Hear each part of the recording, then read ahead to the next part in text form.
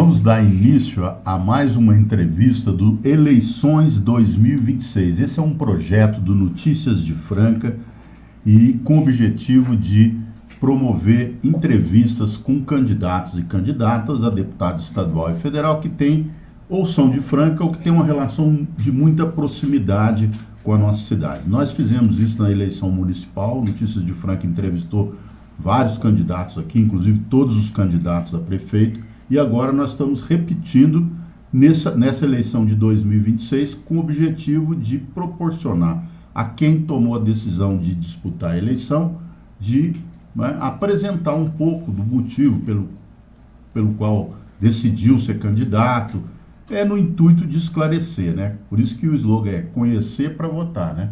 Para eleger. Você conhece e aí, portanto, tem a possibilidade de avaliar se é mesmo o candidato do seu perfil, do seu interesse, né? Eu estou aqui na bancada junto com a Renata Comparino, que é jornalista, e queria passar aqui para as considerações iniciais da Renata, que nós vamos fazer dupla aqui em várias entrevistas, né, Renata? Com certeza, e é um prazer poder conhecer pessoas, saber um pouco mais, entender as propostas, até porque a gente precisa conhecer para falar, nesse aqui eu acredito, nesse aqui eu posso votar com tranquilidade. Então, que bom ter aqui você também, Gilmar, que já tem uma experiência. Eu costumo perguntar, entrevistar, mas não mas você política. Também já tem as suas vivências, né? Com certeza. Nessa e aí é gostoso a gente conhecer exatamente para poder falar com tranquilidade. Sem dúvida. E além de tudo, nós estamos contribuindo, dando oportunidade para os candidatos e contribuindo para que os eleitores e eleitoras possam, né, ter mais condição de avaliar. Mas nós vamos então direto para a nossa entrevistada, que já foi entrevistada aqui em um outro programa, que é a professora Priscila. A professora Priscila, ela é pré-candidata a deputada estadual pelo PT, né? E porque ainda não ocorreram as convenções, então ela só pode se apresentar como candidata a partir do momento em que a convenção vai ocorrer. Depois você pode até falar um pouquinho sobre isso, mas nós queríamos começar, Priscila, você falando quem é a Priscila. Primeiro, para as pessoas entenderem, eu sei se é de Franca, ali tem uma vivência aqui, mas uma palavra, a nossa pré-candidata estadual, Priscila. Professora Priscila. Primeiramente, muito obrigada pelo convite, né? É uma honra estar aqui na presença de vocês, né? Do Gilmar, que enquanto hoje, como entrevistador, já passou por esse campo político diversas vezes, né? Tem aí uma vivência fantástica dentro disso. Renata, obrigada, né? E estar aqui com vocês é uma honra, né? Nesse lugar. Meu nome é Priscila, né? Como poucas pessoas talvez tenham conhecimento, eu sou professora, já faço parte aí do estado há 20 anos, atuo como professora, já tive diversas áreas dentro desse lugar, né, da escola pública, passei pela direção, fui vice, e hoje eu atuo mesmo como professora, né, e não tenho trajetória política, né, eu não tenho nada relacionado à política há 20 anos como eu atuo, né, como professora. Sou uma figura nova dentro da política, porém uma pessoa de muita luta, né? Esse meu trabalho de acreditar nas pessoas, acreditar no ser humano, acreditar nesse público que é a nossa gente, me fez estar agora neste lugar como pré-candidata a deputada estadual por conta de um movimento que a gente começou, né, lá em 2024 contra o desmonte da educação pública inclusiva no estado inteiro.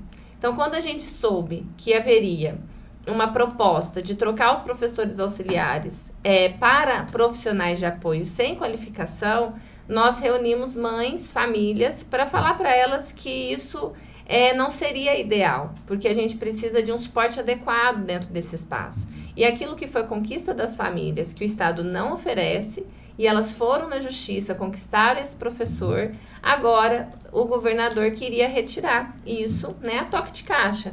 E ele ia passar por cima dessas famílias sem elas saberem que eles estavam fazendo essa troca. Então a gente inicia esse movimento ele acaba se estendendo para o estado todo, né, e as pessoas começaram a ter essa, como que eu posso dizer, credibilidade, né, na minha pessoa, enquanto professora, enquanto estar ali nesse chão, conhecendo esse chão, junto com esses professores, né, nessa luta. E aí, então, surgiu essa possibilidade do meu caminho de ativista vir para o campo da política, porque eu percebi que a gente precisa entender um pouquinho mais sobre a educação. Espaços, né? Exatamente. Eu ia te perguntar justamente sobre o que é esse movimento, né, de educação inclusiva.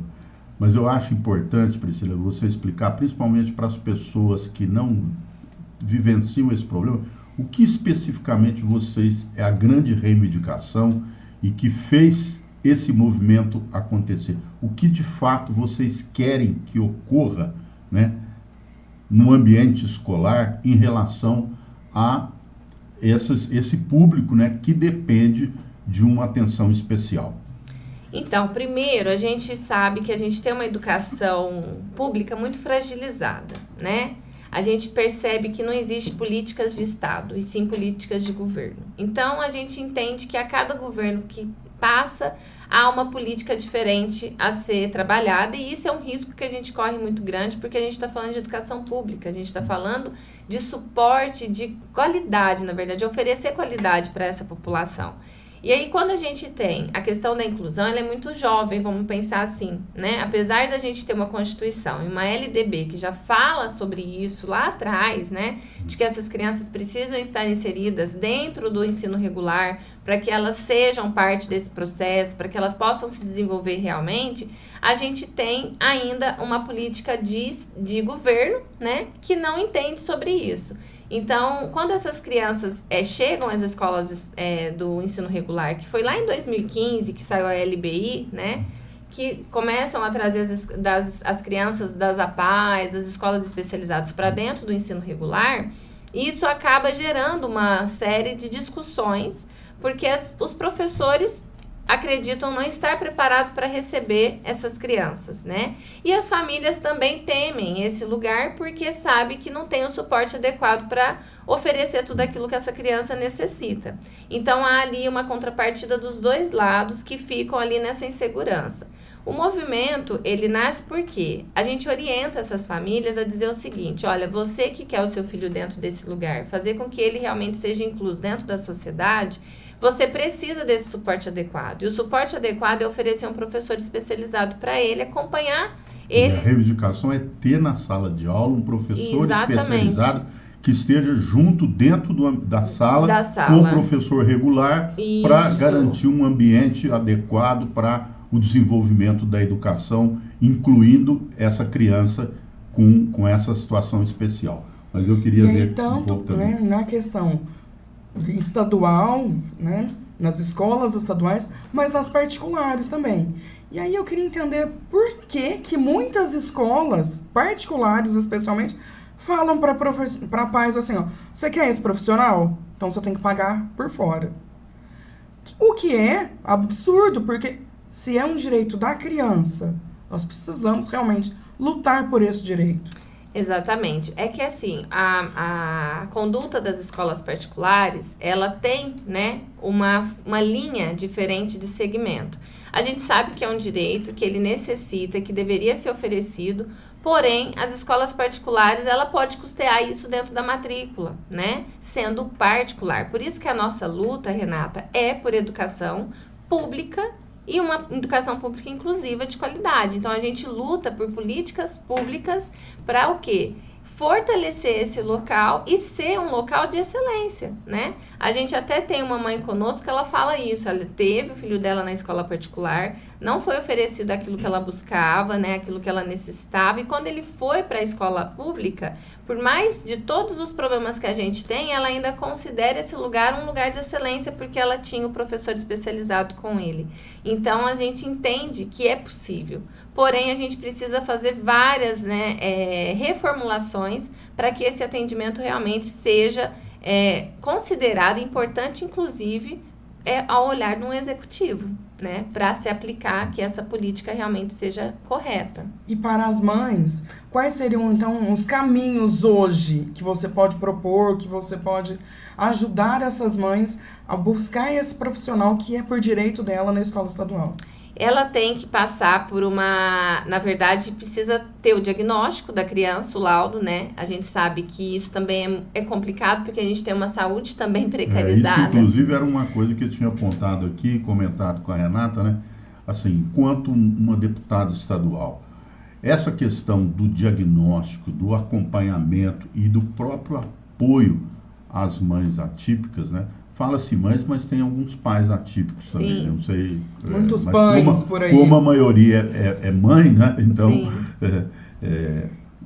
sem dúvida, é importante essa coisa. Mas, assim, tem essa história de como você consegue diagnosticar com precisão. Então, assim, tem também alguma coisa muito forte relacionada à saúde pública e também à assistência social. Sim. Não é? Isso é importante. E aí a gente, hoje, essas famílias só conseguem o professor especializado se eles entrarem na justiça, solicitar isso na justiça. Então, assim, há uma série de dificuldades, né? A gente sabe que essas famílias enfrentam diversas barreiras. Por quê? Ela precisa conseguir esse laudo, precisa de um relatório da escola, que muitas vezes também, por conta de tudo isso que está acontecendo desse desmonte, fica difícil dela conseguir, e aí ela precisa pedir para o juiz solicitar à escola esse relatório, que muitas vezes também é negado. Então, assim, há uma série de barreiras. Porém, não é impossível. Então, é uma luta mesmo constante. E na saúde a gente vê isso, por exemplo, porque a gente não tem, às vezes, a quantidade de médicos que possa atender essas crianças. A gente, por exemplo, em Franca, a gente tem no NAIA um médico, uma médica que nem é aqui daqui, ela vem de outra cidade para atender essas crianças. Então, há uma série de dificuldades. As terapias também, elas não conseguem. O que acontece? Quando a família entra na justiça para solicitar também essas terapias, ela precisa ser contínua, né? E que muitas vezes isso se perde. E aí ela tem que contratar, às vezes, uma clínica, né? A prefeitura passa porque não tem esse atendimento no SUS e ela acaba sendo atendida que, às vezes, vai ser por um período menor do que ela deveria ter, por conta de custear essas terapias em outros formatos, né? Porque se a gente tivesse esse atendimento direto dentro do SUS, a gente talvez eliminaria um pouco dessas barreiras. Enquanto, né, deputada, acredito que fomentar essas políticas públicas, elas são essenciais, e bater demais nessa questão, porque não é só a criança que precisa de terapia. A família também precisa, né? Essa mãe que está encontrando tantas barreiras e tantos nãos, ela fica realmente desassistida, né? E ela fica 24 horas por essa criança. Então, é muito difícil, né, lidar com tudo isso. E a questão da educação dentro da escola, o professor também está se sentindo já esgotado, porque ele precisa dar conta de tudo, né? É tudo dentro das costas dele. E a gente precisa entender que é o seguinte: o professor hoje do ensino fundamental dos anos finais, que vai do 6º ano à 3ª série do ensino médio, ele não tem uma turma só, que é igual nos anos iniciais, que muitas vezes acontece nas prefeituras, no município, que tem uma professora para cada 30 ou 25 alunos. Já do 6º ao 3º, nós temos 12 professores, que tem uma rotatividade gigante ali de troca, porque são disciplinas específicas, né? E esse professor tem 400, 600 alunos. Então, assim, a gente precisa analisar esse contexto para ver o que de fato a gente vai trabalhar como uma política de atender todos e de uma maneira que vai trazer menos exaustão e vai trazer realmente um comportamento mais flexível, Priscila, né? E assim, eu acho que é bom ressaltar, porque a proposta do governo do estado é colocar profissionais que não têm a capacidade, que não são professores. Exatamente. Né? Seria um monitor só, Renata, que essa eu acho que é a grande questão colocada, tendo em vista o desafio, igual você citou, e não tinha pensado nesse detalhe, quer dizer, da 5ª à 8ª, do 5º ao 8º ano, né? A gente falava 8ª série, do 5º ao 8º ano, você tem várias disciplinas. Então, o professor que está ali dentro da sala como acompanhante, ele vai tratar de todas essas, ele vai acompanhar todas essas disciplinas, na verdade, né? Então, mais um motivo para ser muito mais para ser um professor do que você colocar uma pessoa que vai lá fazer seria um professor, um pedagogo, né? É. Em vez de que fazer só o acompanhamento, né? Só ali estar com a pessoa, não, precisa realmente cuidar dele. Até porque isso também gera outras implicações, não só no ensino, mas o que você falou, né? Na questão também da família de um modo geral. Então, ele precisa estar ali realmente acompanhando o que está acontecendo por conta das consequências futuras. E esse professor, esse educador, ele teria que pegar no 6º ano e acompanhar. Seria o ideal, porque nós temos uma característica muito comum entre as crianças atípicas que têm comportamentos rígidos, né? O que é o comportamento rígido? É uma dificuldade de se socializar, uma dificuldade de aceitar mudanças. Então, assim, a gente sabe que isso ocasiona problemas de sanidade mental. Quando você quebra isso de uma forma sem ter previsibilidade, eles vão gerar crises, vai trazer consequências futuras para essa criança e pode ser que a gente desenvolva mais transtornos ainda nessa criança. Então, o ideal é que esse professor, quando contratado, ele acompanhe aquela turma até o final. E, assim, é importante destacar que dentro desse processo, quando a criança, se você oferece isso lá desde pequena, é igual às terapias, há uma probabilidade dele criar autonomia lá na frente e não mais precisar desse professor e dessa pessoa ao lado dele o tempo todo. Tem casos que a gente vê que exato, que não precisa mais. Então, a gente precisa entender que é possível, sim, transformar esse espaço atendendo todas essas especificidades, mas olhando de fato para essas particularidades. E aí tem que ser um profissional, não um estagiário. Exatamente. Pois é. E, bom, nós estamos entrevistando aqui a professora Priscila, que é pré-candidata a deputada estadual pelo PT. E, Priscila, ainda para a gente depois até mudar um pouquinho de assunto, né? Porque um deputado estadual trata de um monte de coisa. Mas eu queria, você com 18 anos de sala de aula, de escola e tudo, a gente vê ainda muitos desafios no estado de São Paulo, né? Queria que você falasse um pouco sobre isso, porque você, como deputado estadual, vai levantar a bandeira específica da questão inclusiva, mas a bandeira geral da educação, né? Isso, né? Na verdade, para mim, a educação inclusiva, ela é um carro-chefe para a gente trabalhar a educação de modo geral. Porque falar de educação inclusiva não é falar de deficiências, né? De pessoas com deficiência somente, né? Pessoas com autismo, pessoas que têm algum tipo de neurodivergência. Na verdade, a gente trabalhar as nossas particularidades, respeitando cada um dentro do seu processo, que é o que a gente não vê hoje dentro da escola. Hoje, se você entrar dentro de uma escola, o que você vê é assustador. Primeiro que é uma escola escura, uma escola extremamente materializada e uma escola que se parece muito com uma cadeia. Porque, assim, tem grade para todos os lados, né? As portas, geralmente, tem aquelas fechaduras anti-furto, inclusive, que você não consegue abrir por fora, por dentro, só por fora. É uma coisa maluca, assim, de se ver. E a gente está na contramão do que a gente precisa criar, né? Para ter uma sociedade realmente que seja mais acolhedora, uma sociedade menos individualista, mas uma sociedade mais inclusiva de fato, que entre dentro daquele espaço e sinta-se parte daquele lugar, enquanto professor, enquanto gestor e enquanto aluno, né? Então, a gente precisa pensar nesse aspecto. A gente tem, sim, hoje uma escola que está nos moldes de obediência, né? Das pessoas terem que cumprir só aquilo que é determinado. E, na verdade, a escola é um espaço de gerar curiosidade, de gerar investigação, e a gente está perdendo isso. Então, enquanto deputada, eu, vai além de uma escola para a educação especial. Não é isso, escola de educação especial. A gente quer uma escola inclusiva de verdade, que olhe para as particularidades de todos, fazendo com que todos aqueles que estão ali, que pertencem àquele lugar, sintam-se parte desse processo e que sejam respeitados dentro desse processo.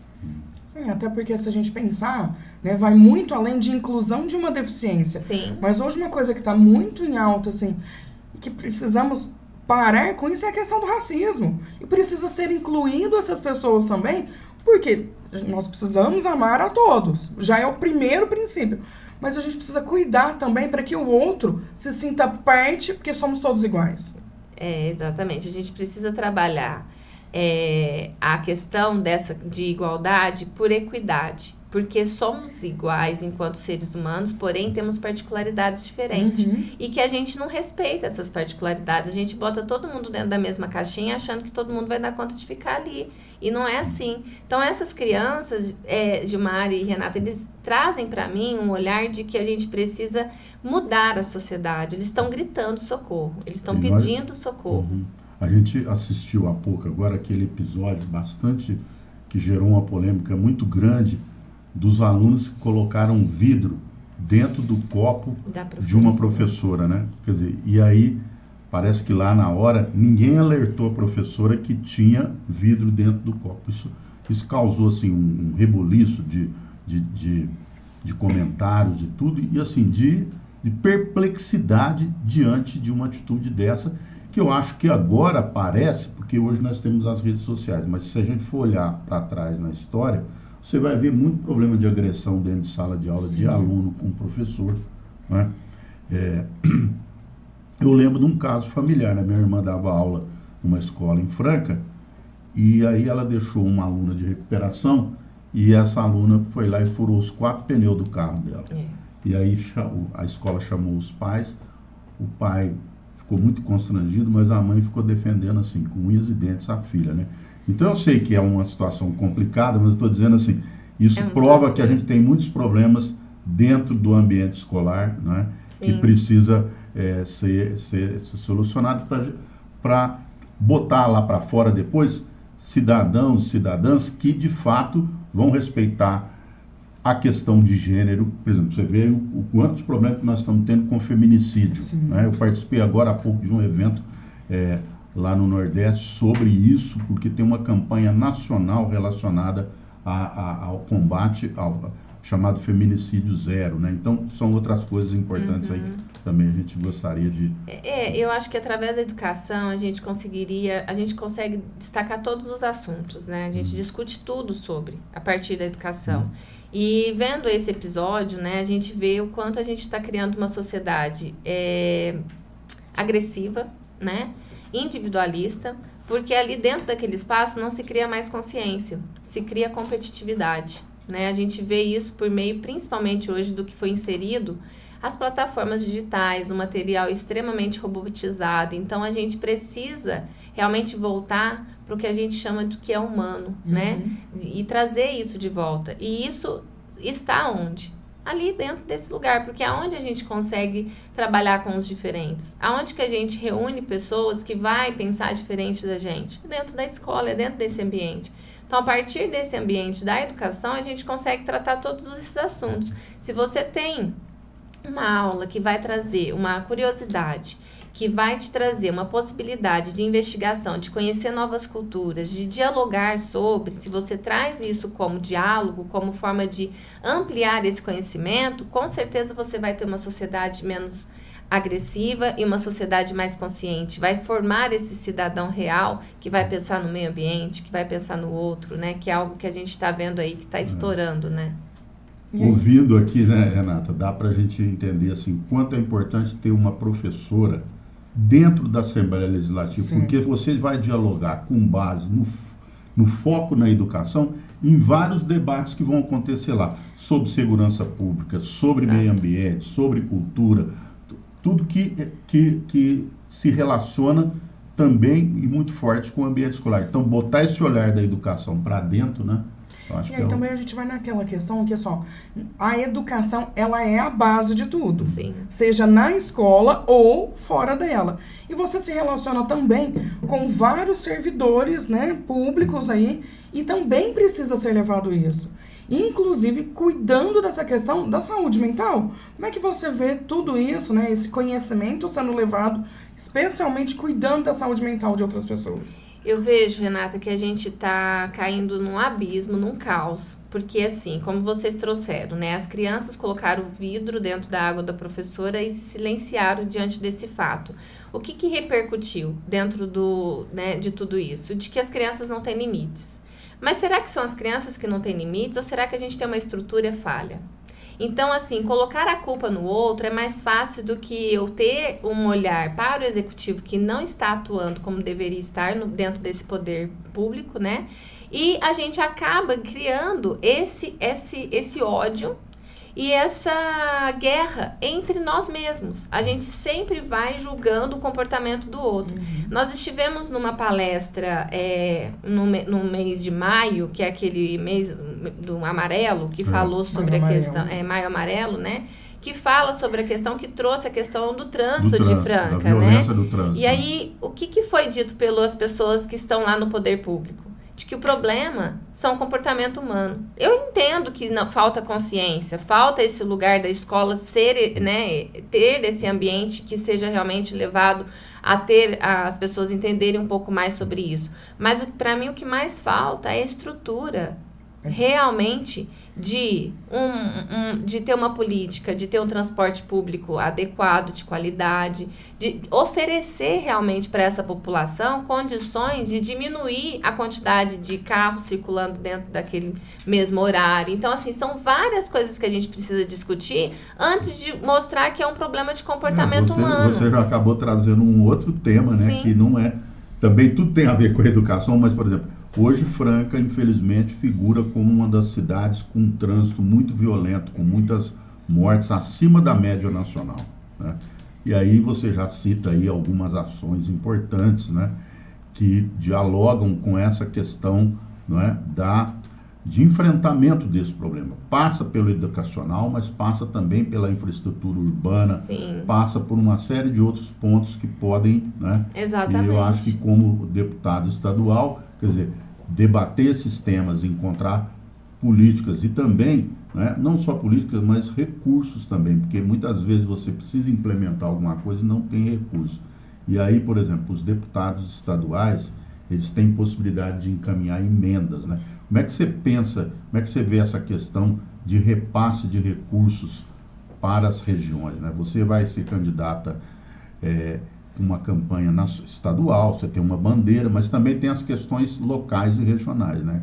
Queria ouvir também você um pouco sobre isso. E aí, só finalizando a questão do servidor enquanto sanidade, né? Pegando essa questão de colocar que o comportamento humano, ele vai trazer e vai implicar, né, a questão de criar ali um problema sempre entre eu e você, né, uma questão de estar aqui só entre as partes e não olhar para essa estrutura, e isso é um problema, né? Então, a gente precisa trazer o quê? Enquanto poder público, enquanto pessoas que estão ali legislando, pensando em como trazer e solucionar esse problema, em ações que pare de disseminar ódio entre a gente e que traga realmente soluções para o quê? Trazer esse espaço para esse servidor que não seja exaustivo, que ele não adoeça tanto, que ele não tenha que trabalhar em 2, 3 empregos para poder continuar sustentando. Então, assim, são várias coisas que precisam, né, ser analisadas. E enquanto deputada relacionada à questão das emendas, acho que as emendas são importantes, mas elas são imediatistas, né? Se a gente tem ali a possibilidade de sanar aquele problema rapidamente, precisa ser, sim, trabalhado de forma técnica, né? Eu não posso simplesmente chegar e dar uma emenda sem ter um projeto, sem ter algo que a gente vai saber que vai ter uma continuidade posteriormente, né? Então, analisar isso dentro dessas prefeituras e entender o que aquela região, aquela população, aquele município realmente precisa, né? Qual é o principal fator que realmente ele está precisando para poder investir e poder alavancar para talvez trazer como uma política pública para continuar sendo desenvolvida para sanar aqueles problemas daquelas pessoas dentro daquele município. E eu estou, né, hoje eu estou em mais de 30 cidades por conta do movimento. Então, assim, a gente tem mais de 30 representantes dentro de vários municípios, né? Então, a gente tem aí uma conversa muito próxima com as pessoas de outros municípios também. Além de Franca, né? Eu consegui chegar, então por isso que a possibilidade de eu estar nesse lugar hoje e disputar isso é porque eu tenho essa credibilidade, essa era né? uma pergunta que eu ia fazer, porque nós estamos em Franca, Renato, com aquele movimento de privilegiar os candidatos de Franca e tentar fazer com que os eleitores e eleitoras aqui de Franca votem em candidatos daqui. Franca tem 250 mil eleitores, então é uma cidade com um contingente grande que dá para eleger alguns deputados, né? E aí a pergunta que você começou a falar, né, mas que eu acho que é importante você ressaltar, a gente sabe que um deputado, para ser eleito só com os votos da cidade, não é fácil porque tem uma quantidade grande de deputados, né? E aí fica essa pergunta, quer dizer, para entender a viabilidade eleitoral da sua candidatura, né? Como é que você responde isso? Você precisaria hoje em torno de 80 mil votos para ser eleita deputada estadual. Isso. Né? E como é que você vê isso? Qual é as chances? O que você tem para falar para a população, assim, ó, em relação ao seu diferencial na questão de voto? A gente sabe que a gente tem figuras políticas mais permanentes, né, dentro da política, né, rostos mais conhecidos, vamos dizer assim, né, marcantes. E a gente sabe que nós temos aí muitas pessoas disputando este lugar. Então, a gente sabe que tem muitas pessoas que aprecia outras figuras dentro desse lugar e a gente respeita tudo isso. Porém, eu sou uma figura nova dentro dessa política, né? Uma figura que acredita de fato, eu estou nesse chão, né? Eu acho que é importante destacar isso, que eu sou desse ativismo da educação inclusiva, né, da educação especial, porém eu estou nesse chão da educação e estou vendo todo o sucateamento que está acontecendo dentro do estado de São Paulo, em todas as áreas, não só na educação, mas também na educação na segurança pública, na saúde. Então, isso é uma perspectiva, assim, de olhar para esse candidato que é novo e uma figura nova, e dizer que realmente eu sei o que realmente está acontecendo, porque eu estou vindo, Gilmar, da base.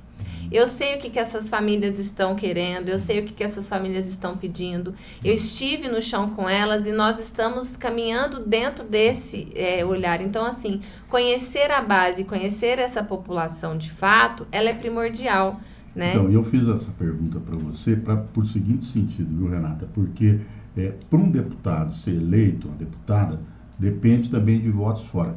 Este movimento, né, de inclusão na educação é um movimento a nível de Estado. Como é que está a sua relação com esse movimento? Você acredita que você consiga passar essa bandeira para outras regiões do Estado de São Paulo, para você angariar votos de outras cidades também, além do de Franca, que é o que vai juntar os votos necessários para você chegar num número que te dê possibilidade de ser eleita? Sim, eu acredito que sim, porque como eu disse, né, eu tenho mais de 30 cidades, né, mais de 30 cidades que a gente tem representatividades. Então, essa caminhada, né, trouxe para mim exatamente este lugar, porque as pessoas confiaram que precisam, sentiram que precisam de pessoas que sabem do que estão falando, o que é uma educação inclusiva, o que é uma educação pública, o que está acontecendo. Então, essas pessoas perceberam que a gente precisa dessa representatividade ali dentro da Alesp. Muitas dessas pessoas me acompanharam nessa caminhada, principalmente quando a gente esteve na Alesp pedindo para que os deputados nos apoiassem nessa luta. E perceberam que muitos abraçam a causa, porém poucos conhecem de fato a causa. Então, assim, é importante que as pessoas entendam que vão levantar muitas bandeiras sobre essa questão, porém, será que ele entende realmente o que essas famílias precisam? Será que realmente eles estão nesse chão, assim como nós estivemos junto com essas famílias? Então, há uma possibilidade grande, né, de trazer votos de outros municípios também. Então, assim, Franca tem a possibilidade, sim, de eleger um deputado estadual, porque eu tenho essa capilaridade em outros municípios também. Não, eu acredito que seja, né, importante a gente se unir com outras cidades exatamente para buscar esses votos, exatamente para lutar para isso, né? Cuidar dessas famílias, dessas pessoas que necessitam e que muitas vezes não tem voz lá, né, no plenário, não tem com quem realmente lute por eles.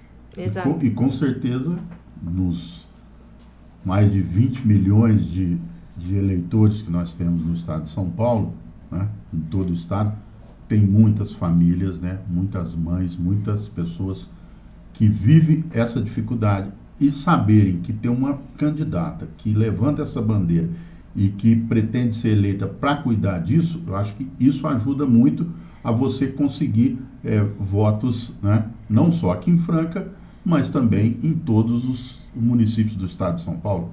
Porque essas pessoas que vivem esse problema, e hoje a gente tem redes sociais, é muito mais fácil. Se não fosse num outro momento, seria difícil, porque você teria que levar para aquele lugar. Hoje não, uma pessoa que está fazendo isso, que já participou desse movimento, pode divulgar, olha, tem a Priscila, que é candidata, que é a que defende isso. Então, acho que é bem nesse sentido. E lembrar que, né, hoje nós estamos aqui fazendo a entrevista, mas que depois ela vai para o mundo todo, claro, para que as pessoas possam acompanhar. E a Priscila vai aproveitar, afinal, fazer os cortes necessários, enfim, tudo aquilo que é importante. Eu não sei quantos minutos a gente tem ainda, 5 minutinhos, né, para encerramento, mas eu queria colocar uma questão aqui, que é algo que é problemático a nível mundial, que é a questão ambiental.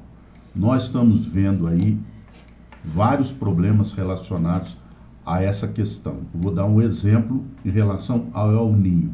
El Niño é esse fenômeno que acontece temporariamente e que para este ano está sendo colocado como um dos mais agressivos. A gente viu o que aconteceu em 2024 com enchentes avassaladoras no Rio Grande do Sul e com muito problema de seca no norte do país. E aqui no estado de São Paulo e na nossa região, queimadas em grande quantidade, né? Então, Priscila, você como deputada estadual, assim, como é que você vê essa questão ambiental? Como é que você entende essa preocupação? Você acha que isso, de fato, é uma pauta importante para um parlamentar, um deputado estadual? Sim, né, é uma discussão extremamente importante porque ela é imediata, né, ela é para ontem, não dá para a gente ficar brincando com a natureza, com o ecossistema, né. Eu acredito que não é só gerar consciência na população, a gente precisa de leis rígidas, né, para que realmente se cumpra e que as pessoas entendam que realmente a natureza, ela não é lucrar. Não tem só que lucrar com a natureza, né? Ela tá aí, ela tá respondendo a essa lucratividade exagerada de pessoas que não entenderam ainda que precisa cuidar sim desse lugar. Então, a gente precisa de ter legislações rígidas para que realmente façam com que que esses produtores maiores que talvez não estão entendendo sobre essa questão climática e que só estão tentando faturar com isso, precisam entender que precisa cuidar desse espaço. Então, eu acredito que precisa realmente ser para ontem essa conversa. Inclusive, dentro do nosso movimento, quero destacar que nós temos uma pessoa conosco que já faz parte da ODS. Tá? Ele está lá dentro, então assim, é uma discussão que está levando... Os Objetivos de Desenvolvimento Sustentável. Exatamente, então ele é um dos diretores, foi escolhido, sabe, ele participou de algumas convenções agora, então assim, a gente além do movimento da educação especial, a gente tem pessoas falando sobre a questão ambiental dentro desse próprio movimento nosso, então isso é muito importante. Legal. Você tem mais alguma questão que você queria colocar? Não, eu acho que o que é importante agora é a gente pensar, né, num todo e trazer que, assim, o seu diferencial é cuidar das escolas, mas que você vai também para essa questão que é urgente, né, da ODS, mas também falar que você cuida também das famílias. Exato, isso. Pensar exatamente nessa questão que a gente precisa, né? Então, nós estamos aqui praticamente no encerramento desse episódio aqui do Eleições 2026, Conhecer para Eleger. Então, passar a palavra a Priscila para as suas considerações finais. Agradecer, né, novamente. E é isso, né, pessoal? Eu sou de Franca, sou a professora Priscila, atuo já há 20 anos e espero poder contribuir muito com a sociedade, né, podendo trazer orientações, informações e tendo esse espaço na Alesp, poder contribuir ainda mais com as políticas públicas necessárias para cada município, né? Principalmente no município de Franca, né? Que eu estou aqui junto com essa população, sou daqui, sei dessas necessidades e com o meu público, que é a atuação que eu tenho hoje enquanto professora, escola pública, poder trazer esse diferencial e transformar esse espaço num espaço que realmente seja um lugar e voltar a ser um lugar de pertencimento de todos nós. Bom, então cumprimos mais uma etapa aqui no Eleições 2026. Eu e a Renata entrevistamos a professora Priscila, né, com o objetivo de fazer com que as pessoas conheçam quem é a professora Priscila para poder escolhê-la, né, ou ela, ou outros que passarem por aqui, como nossos representantes em Franca e região. Nós teremos outros entrevistados e entrevistadas aqui, e essa é uma iniciativa do portal Notícias de Franca, né, com esse objetivo mesmo, de trazer conhecimento e informação para um momento importante, que é o momento das eleições, que esse ano são eleições para presidente da República, governador, senadores e deputados estaduais e federais. Então, mais uma vez, o nosso agradecimento e boa sorte na sua campanha, Priscila. Obrigada. Obrigada. E é isso, conhecer para eleger nessas eleições e divulgar também, para que todo mundo possa ter mais acesso. Obrigada a todos.